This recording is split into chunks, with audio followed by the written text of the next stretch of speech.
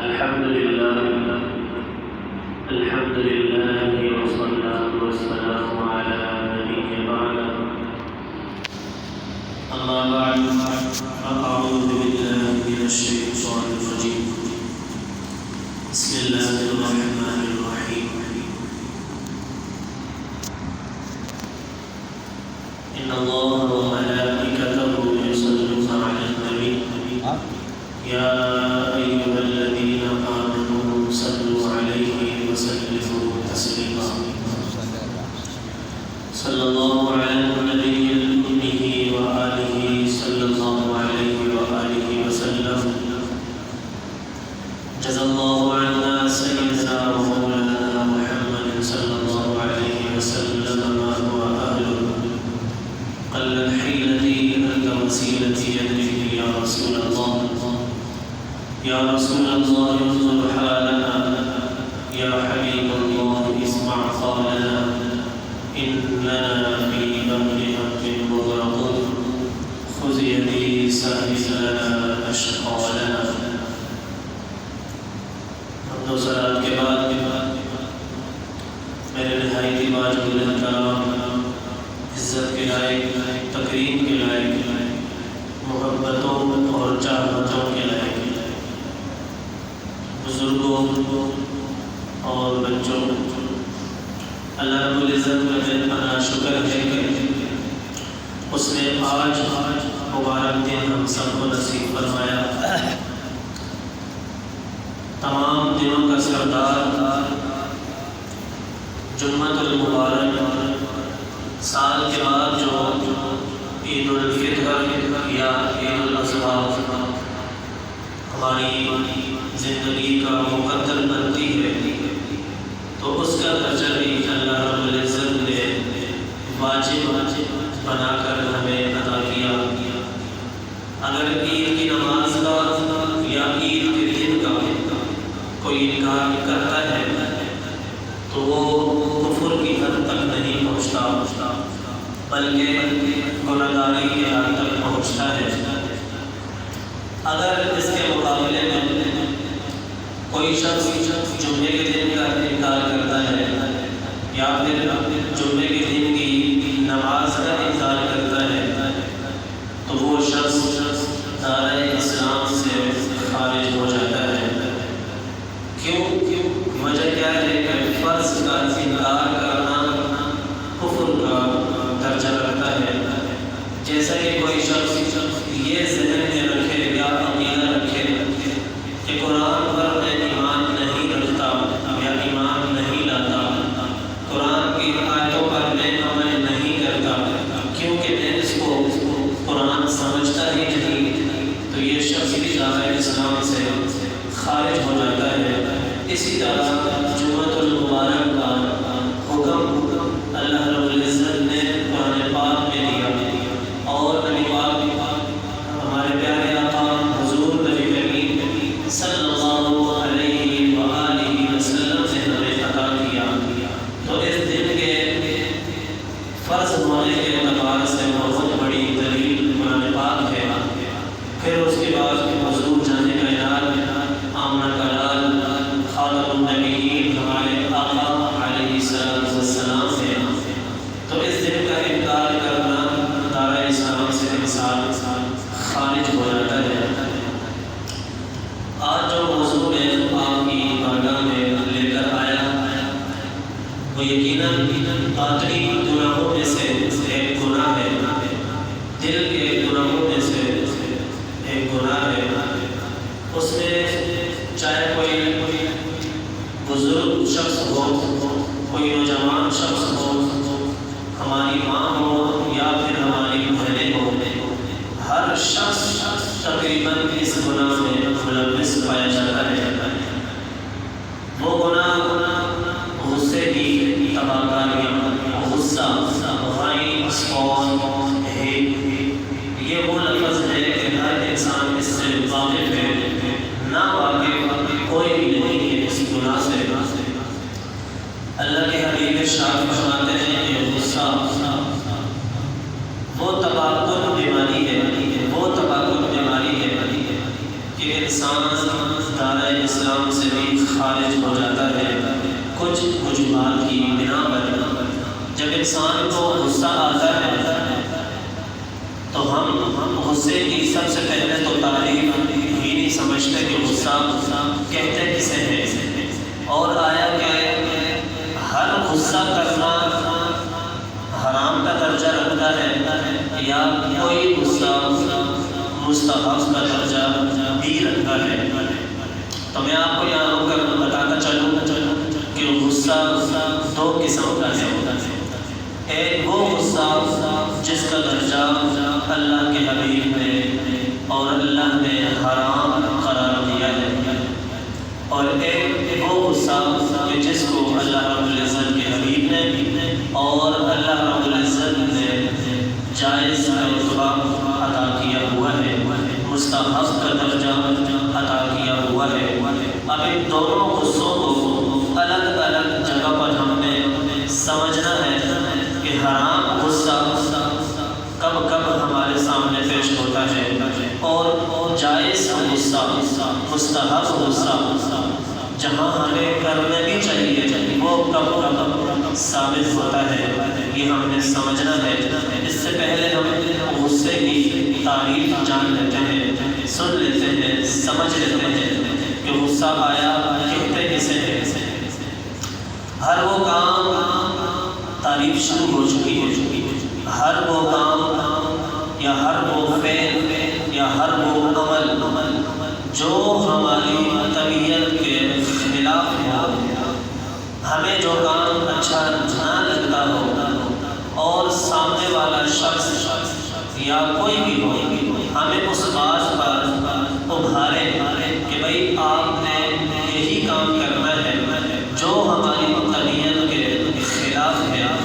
اب وہ غصہ دلانے والا شخص چاہے انسان ہو، انسان کی جنس میں سے بچہ ہے یا پھر وہ عورت ہے، کوئی بھی ہو سکتا ہے، آپ کی اولاد بھی ہو سکتی ہے، آپ کا دوست بھی ہو سکتا ہے، آپ کا پڑوسی بھی ہو سکتا ہے، آپ کا نمازی بھی ہو سکتا ہے، امام بھی ہو سکتا ہے۔ سامنے والا اگر آپ کو غصہ دلائے اور وہ کام ہو آپ کی طبیعت کے خلاف، اب وہ انسان ہو یا جانور ہو، اس کا نام ہے غصہ۔ پھر اس کے بعد جب ہمارے اندر سے ایک چیز کا اظہار نکلتا ہے، سامنے آتا ہے طبیعت کے خلاف کام کے بعد، وہ جو کیفیت ہوتی ہے اسی کیفیت کا نام غصہ ہوتا ہے۔ اب یہ غصہ بعض اوقات جائز بن جاتا ہے اور بعض اوقات حرام بن جاتا ہے۔ اب ہم نے یہ سمجھنا ہے کہ جائز غصہ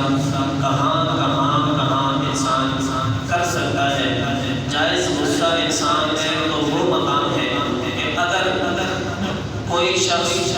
اللہ رب العزت کا انکار کرتا ہے آپ کے سامنے کہ میں اللہ کو نہیں مانتا، سب سے پہلی بات تو یہ ہے کہ ایسا شخص دائرۂ اسلام میں رہتا ہی نہیں ہے، کیونکہ جب ایک انسان اگر وہ مسلمان ہے اور وہ یہ کہتا ہے کہ میں اللہ کو نہیں مانتا تو یہ شخص دائرۂ اسلام سے خارج تو ہوا ہے۔ اب یہاں پر رک کر آپ اگر سامنے والے کو سمجھانے کے لیے یا اس کی قبر اچھی کرنے کے لیے یا پھر اس کو دوزخ سے بچانے کے لیے آپ غصہ کرتے ہیں تو یہ غصہ کرنا آپ کے لیے جائز ہوگا۔ کیوں جائز ہوگا؟ سوال پیدا ہوتا ہے کہ غصہ کرنا تو حرام ہی ہوتا ہے۔ آج تک آپ نے یہی سنا ہوگا کہ غصہ نہیں کرنا چاہیے، غصے سے انسان کی عقل خراب ہو جاتی ہے، غصے سے انسان پاگل ہو جاتا ہے، غصے سے انسان اپنی ازواجی زندگی کے رشتے کھو بیٹھتا ہے، غصے سے انسان اپنے ماں باپ کے رشتے کھو بیٹھتا ہے۔ آج تک ہم سب نے یہی سنا ہے کہ غصہ مطلق ہی نہیں کرنا چاہیے، پر آج آپ کے ذہن میں یہ بات ڈل چکی ہے کہ ہر غصہ حرام نہیں ہوتا، ہر غصہ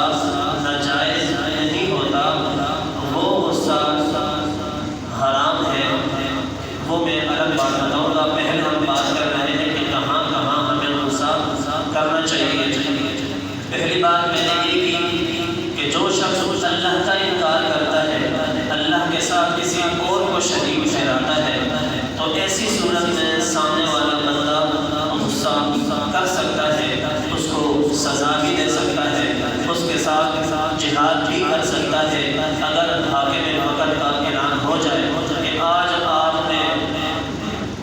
ممالک کے ساتھ آپ نے جہاد کرنی ہے، وہ ملک دار اسلام نہیں بلکہ دار کفر ہو،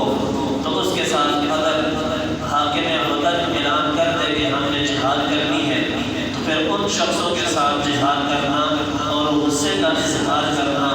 یہ جائز بن جاتا ہے۔ کیوں کہ وہ لوگ ہمارے رب کو نہیں مانتے، ہمارے رب کا انکار کرتے ہیں، تو یہی وجہ ہے کہ یہاں پر غصہ کرنا جائز ہو جاتا ہے۔ دوسری چیز کہ اگر کوئی شخص ہمارے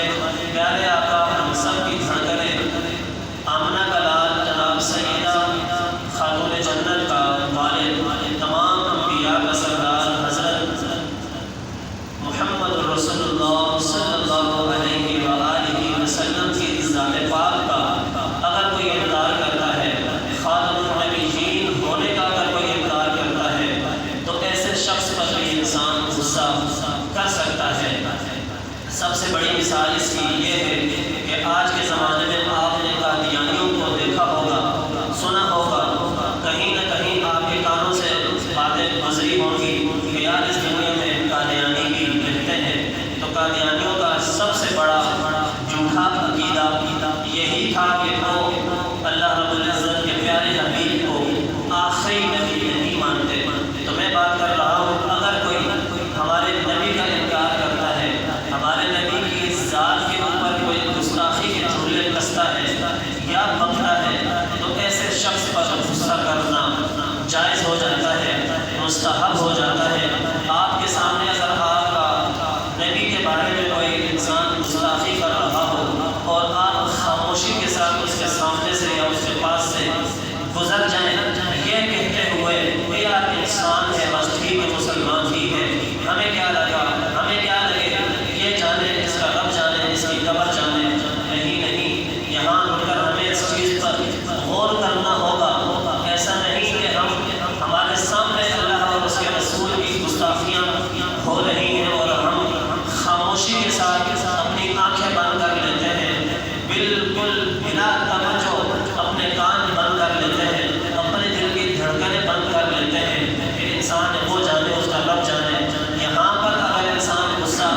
نہیں کرے گا تو کل انسان، اگر میں ہوں، میرے والد ہیں یا ادھر امام صاحب ہیں، اس کے سامنے اگر کوئی انسان گستاخی کر رہا ہے اور وہ خاموش ہے، آپ جیسے کسی انسان کے سامنے کوئی اللہ اور اس کے رسول کی گستاخی کر رہا ہے اور آپ خاموشی سے درگزر کرتے جا رہے ہیں اپنی زندگی کو، تو آپ گستاخ ایک تو کرنے والا ہوتا ہے اور ایک گستاخی پر خاموشی کا اظہار کرنے والا ہوتا ہے۔ اگر آپ اور میں خاموش رہیں پھر کل بروز قیامت اللہ کی بارگاہ میں ہم نے بھی حساب کتاب دینا ہوگا۔ دوسری چیز، اگر کوئی اللہ کے نیک بندوں کو یا پھر اللہ کے ولیوں کا انکار کرتا ہے یا پھر ان کی گستاخی کرتا ہے، جیسے آپ نے بہت سے نام سنے ہوں گے، شیخ عبد القادر جیلانی علیہ الرحمہ،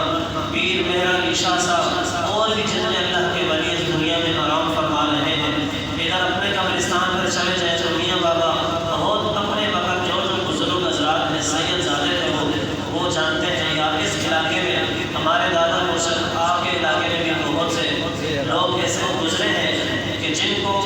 محض اللہ اور اس کے رسول کے ساتھ غرض بھی، اگر ایسے لوگوں کا کوئی انکار کرتا ہے یا گستاخی کرتا ہے اور پھر اس صورت میں بھی اگر آپ خاموش رہتے ہیں تو اور غصے کا اظہار اگر آپ نہیں کرتے تو پھر آپ بھی ان کی طرح نیچے قرار پائیں گے۔ ایسا نہ ہو کہ کل بروز قیامت جب اللہ رب العزت ہمیں حساب و کتاب کے لیے کھڑا کرے اور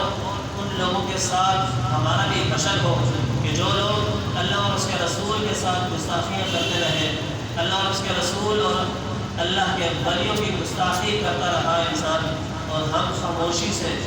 دیکھتے رہے، کچھ بھی نہ بولا ایسے لوگوں کو، تو کل ہمارا بھی انہی لوگوں میں حشر ہوگا جو لوگ آج دنیا میں رہ کر اللہ اور اس کے رسول کی یا پھر اللہ کے ولیوں کی گستاخی کر رہے ہیں۔ بعد میں آنے والوں کو میں یہ بتا دوں کہ آج کا موضوع ہمارا غصے پر ہے۔ غصہ دو قسم کا ہوتا ہے، ایک جائز غصہ ہوتا ہے اور ایک حرام غصہ ہوتا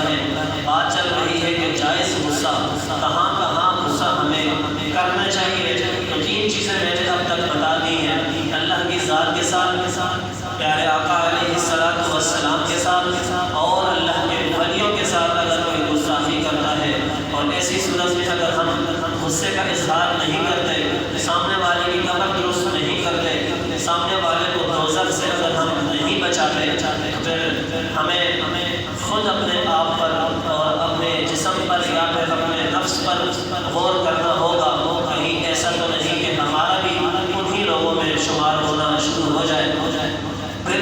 دوسرا غصہ جو حرام کا درجہ رکھتا ہے، وہ غصہ ہم نے کہاں نہیں کرنا، تو وہ ہم جانتے ہیں۔ اب تک ہم جان رہے تھے کہ غصہ کن صورتوں میں ہمیں کرنا چاہیے۔ یہاں رک کر ایک بات اور بھی بتا دوں، اگر آپ کی اولاد ہے، اللہ رب العزت نے آپ کو اولاد سے نوازا ہوا ہے، اور آپ کی اولاد اللہ اور اس کے رسول کے راستے کو چھوڑ کر کسی دوسرے راستے کو اختیار کر کے اپنی زندگی بسر کرتی ہے، آپ کی اولاد میں سے اگر آپ کی بیٹی ہے، وہ جناب سیدہ پاک کا دامن چھوڑ کر،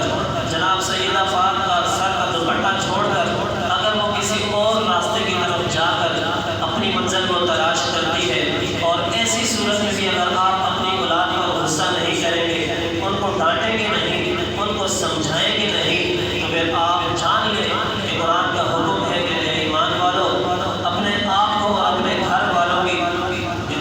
والوں کو جہنم کی آگ سے بچاؤ۔ آپ کے سامنے اگر آپ کی اولاد نافرمانی کا شکار ہوئی ہے اور آپ خاموشی کے ساتھ دیکھ رہے ہیں، آپ کے سامنے آپ کا بھائی اگر نافرمانی کے راہ پر چل رہا ہے اور آپ خاموشی سے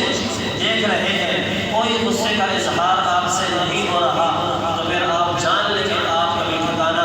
جہنم ہی ہونے والا ہے۔ آپ کی آنکھوں کے سامنے آج کتنے گناہ ہو رہے ہوتے ہیں، آپ ہی کے معاشرے میں، آپ ہی کے گھر میں کتنے گناہ ہو رہے ہوتے ہیں، اور ہم دیکھ کر جان بوجھ کر ہم اپنی نگاہیں نیچے کر لیتے ہیں، جان بوجھ کر ہم اپنے کانوں میں پردے ڈال لیتے ہیں کہ ہم نے تو نہیں دیکھا، یہ جانے، اس کا رب جانے۔ اگر ایسی صورت میں آپ کی نگاہوں کے سامنے، آپ کے گھر میں آپ کی بیوی ہے، آپ کی ماں ہے، آپ کی بہن ہے، آپ کے بچے ہیں، اگر وہ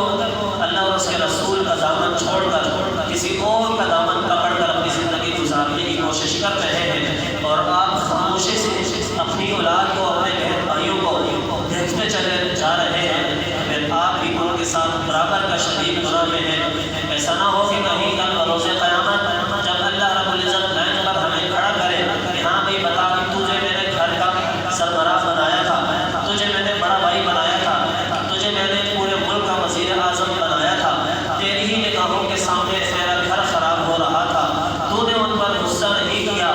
تیرے ہی سامنے میرا بھائی خراب ہو رہا تھا، تو نے اس کو روکا نہیں، تو نے اسے سمجھایا نہیں، چل اب تیرا بھی ٹھکانہ جہنم ہے۔ اسی طرح وہ مقام کے جہاں غصہ نہیں کرنا چاہیے۔ بالفرض آپ سب گھر والے ہیں، اللہ آپ کے گھر والوں کو سلامت رکھے۔ ہماری مائیں جب ہمارا سالن پکاتی ہیں، عام سی مثال لے کر آپ کو سمجھاتا ہوں، اگر اس میں کبھی کبھار نمک تیز ہو جائے یا پھر نمک کم ہو جائے یا پھر مرچ زیادہ ہو جائے، ہمارے چہرے کا تاثرات ہم سب ایک دوسرے کو جانتے ہیں کہ امی کیا ہے، آپ کو سمجھ نہیں آتی کہ ہمیں زیادہ نمک نہیں اچھا لگتا، فوراً ہم غصے کا اظہار کرنا شروع کر دیتے ہیں۔ ہماری چھوٹی بہن ہے، اگر وہ ہمارے لیے کوئی کھانا وغیرہ پکا رہی ہے، اگر اس سے کوئی چیز اوپر نیچے ہو جائے، ہم فوراً غصے کا اظہار کرنا شروع کر دیتے ہیں۔ یہاں پر شریعت کہتی ہے کہ یہ غصہ کرنا انسان پر حرام کا درجہ رکھتا ہے، کیونکہ انسان کے نفس کی بات آ جاتی ہے۔ مولانا قضا حضرت علی کرم اللہ وجہہ الکریم ارشاد فرماتے ہیں، آپ فرما رہے ہیں کہ میں ایک دفعہ جنگ میں تھا،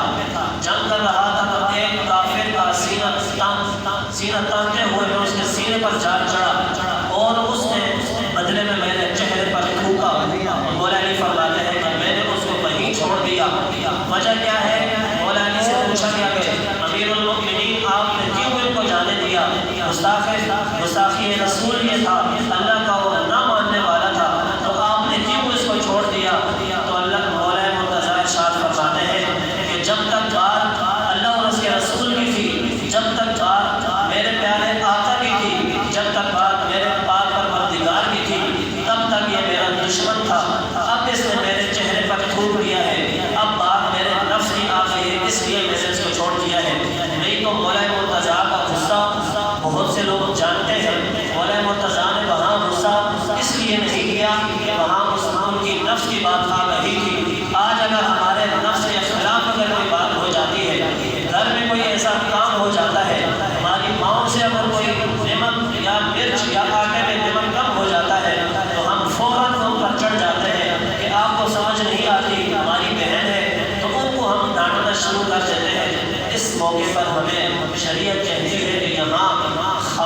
رہ جاؤ، خاموش ہو جاؤ۔ یہاں پر غصہ کرنا انسان کا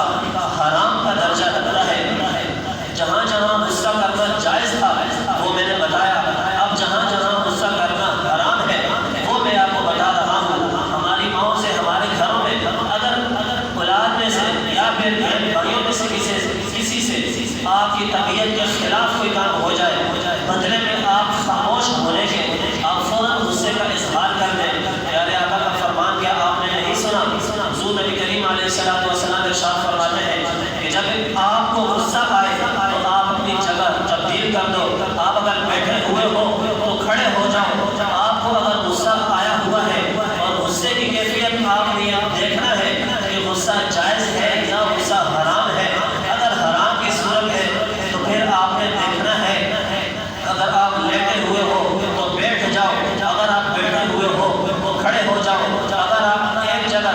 بالکل ٹک کر بیٹھے ہوئے ہو تو پیارے آقا فرماتے ہیں کہ چلنا شروع کر دو۔ پیارے آقا فرماتے ہیں اگر آپ کو غصہ آیا ہوا ہے تو آپ الٹی گنتی گننا شروع کر دو، آپ کے غصے کی کیفیت ٹھنڈی ہو جائے گی، کم ہو جائے گی۔ پیارے آقا کا ایک اور بھی فرمان ہے، حضور فرماتے ہیں کہ اگر آپ کو حرام نوعیت کا غصہ آیا ہے اور آپ چاہتے ہیں کہ میرا غصہ کم ہو جائے، ختم ہو جائے، تو پھر پیارے آقا فرماتے ہیں کہ فوراً اٹھ کر جاؤ اور اپنے واش روم میں یا جہاں بھی آپ نے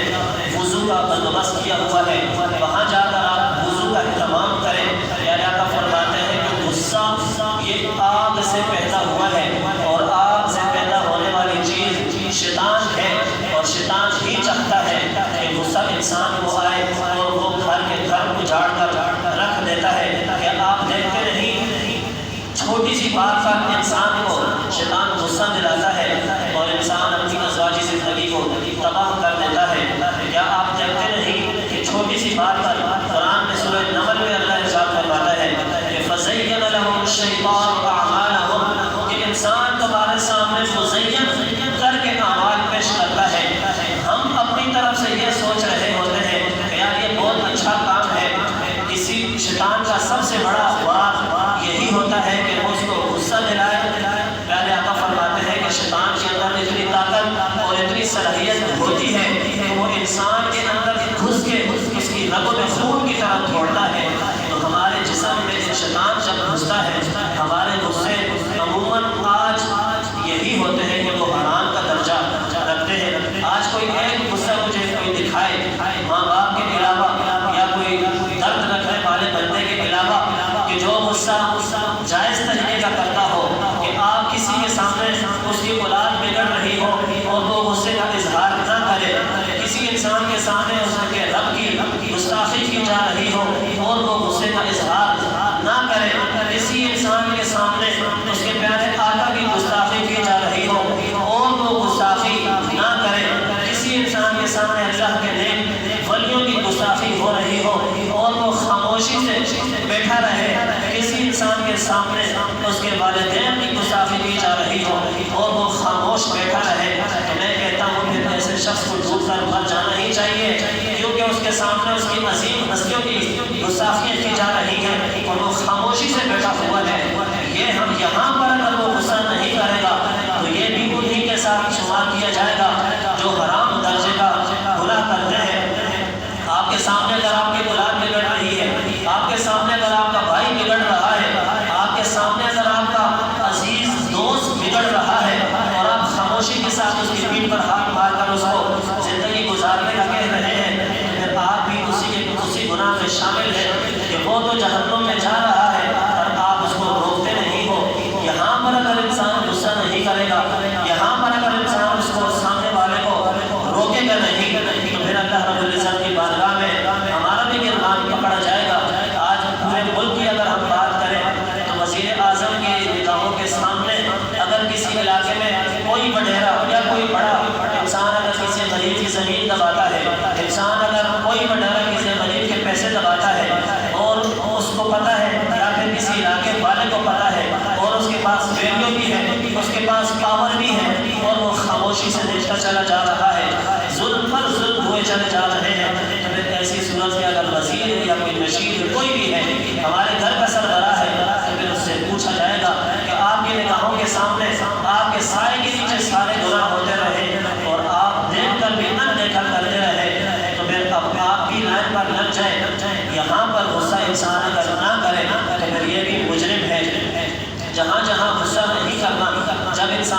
نفس کی بات آ جاتی ہے، جب انسان کے ذات کی بات آ جاتی ہے تو ایسی جگہوں پر انسان غصہ نہ کرے تو بہتر ہے، کیونکہ غصے کی علامت غصہ شیطان کی طرف سے ہے، اور غصے کی جو ایک سب سے بڑی وجہ بیان کی گئی ہے پیارے آقا کی طرف سے وہ یہی ہے کہ غصہ شیطان کی طرف سے ہے، اور شیطان کو آگ سے پیدا کیا گیا ہے، اور آگ کو ہمیشہ پانی کے ساتھ ہی بجھایا جاتا ہے۔ آپ کو جب غصہ آئے تو آپ فوراً اٹھ کر وضو کر لیا کریں، سچے دل کے ساتھ اگر ایک دفعہ بھی ہم پیارے آقا کی سنت پر عمل کر لیں تو آپ یقین جانیں کہ آپ کو محسوس ہوگا کہ واقعی پیارے آقا نے جو ارشاد فرمایا تھا